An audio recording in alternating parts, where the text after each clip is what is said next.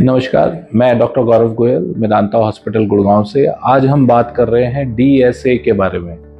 DSA मतलब digital subtraction angiogram. अब आपके डॉक्टर ने आपको बोला है कि आपके मरीज का या आपका डीएसए होगा, तो इसका क्या मतलब है?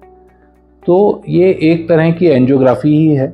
जैसे अगर आपने सुना हो हार्ट की किसी की एंजियोग्राफी हुई है या किसी की किडनी की एंजियोग्राफी हुई है, तो डिजिटल सबट्रैक्शन मतलब जो हम अपने हड्डियां और सॉफ्ट टिश्यू हटा के सिर्फ दिमाग की नसें देख रहे हैं, उसको हम डिजिटल सबट्रैक्शन एंजियोग्राम बोलते हैं। तो मैं आपको उदाहरण दिखाना चाहता हूँ। तो जैसे अगर हम ये पेशेंट का हम देखते हैं,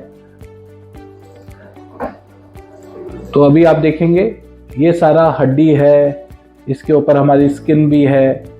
अब अगर हम इसी में एंजियोग्राम करेंगे तो आपको देखना ही देना भी बहुत मुश्किल है कि दिमाग की नसें आ रही हैं और उसमें कोई बीमारी होगी तो वो छुप जाएगी। जैसे ही हम कंप्यूटर को बोलते हैं सब्ट्रैक्ट कर दीजिए, तो आप देख रहे हैं सारा जो हड्डी सॉफ्ट टिश्यू सब सब्ट्रैक्ट हो गया, सिर्फ नसें बची हैं काली काली।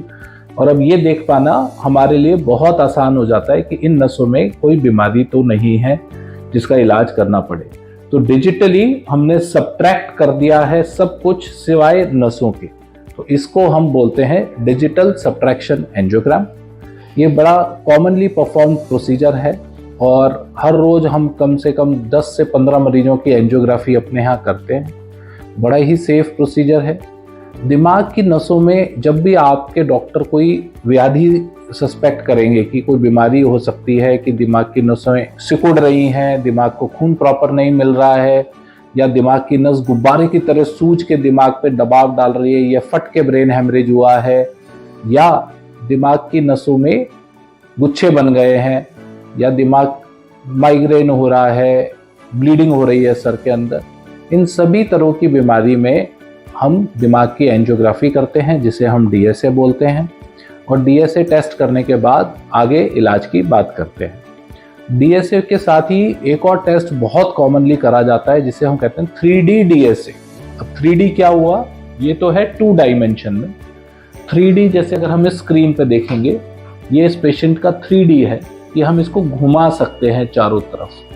तो कोई भी जो बीमारी है उसको आगे पीछे ऊपर नीचे वहाँ से नसें निकल रही हैं या नहीं, ये सारी जानकारी हमें 3D से बहुत अच्छी मिलती है, बजाय सिर्फ 2D एंजियोग्राफी के। तो 2D DSA plus 3D DSA.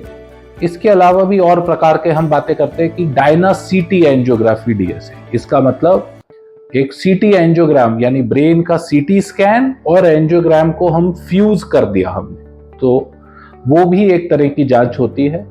और इन सभी जांच के माध्यम से हम आपके दिमाग की बीमारियों के बारे में पता लगाते हैं।